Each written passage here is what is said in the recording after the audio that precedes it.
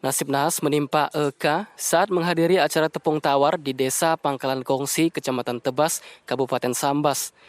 Pelaku penusukan tak lain adalah suaminya sendiri, JE, 27 tahun, yang kini ditetapkan sebagai tersangka. Petaka ini bermula ketika korban pamitan kepada tersangka untuk menghadiri acara tepung tawar.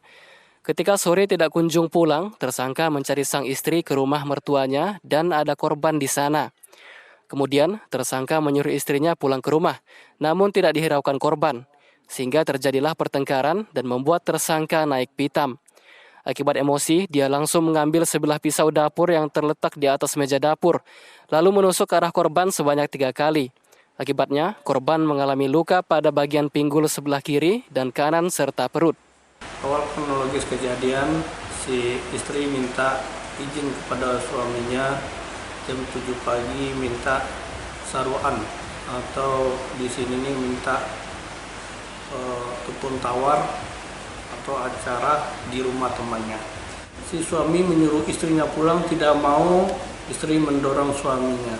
Pas lagi didorong, kelihatanlah seorang laki-laki yang ada di dapur di belakang pintu sama suaminya. Akhirnya terjadi cekcok, saya sudah capek menasihati kamu.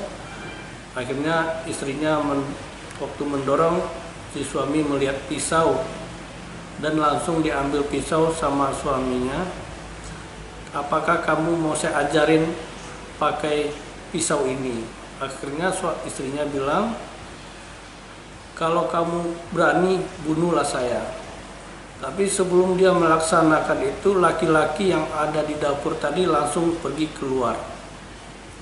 Akhirnya si istri lari ke belakang, tapi terbentur dengan orang tua istri. Si suami mengejarnya dan menusuk dari belakang pinggul kiri dan akhirnya ke kanan. Si istri berbalik dan ditusuk di perut sebanyak 3 kali dan mertua dengan istri berteriak. Laki-laki yang keluar tadi menolong, mengamankan si suami dan warga berdatangan. Tersangka diamankan warga setempat tanpa melakukan perlawanan dan diserahkan ke Mapolsek Tebas untuk menjalani proses hukum. Sementara korban, Eka, istri tersangka, mengaku suami kerap melakukan tindak kekerasan setiap ada pertengkaran. Setiap kelahi pasti mainkan.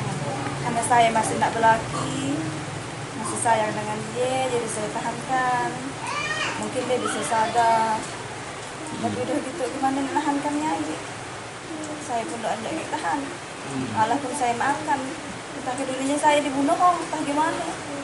Selain menahan tersangka, polisi turut mengamankan barang bukti berupa sebilah pisau dapur, lalu pakaian korban dan buku nikah korban dan tersangka.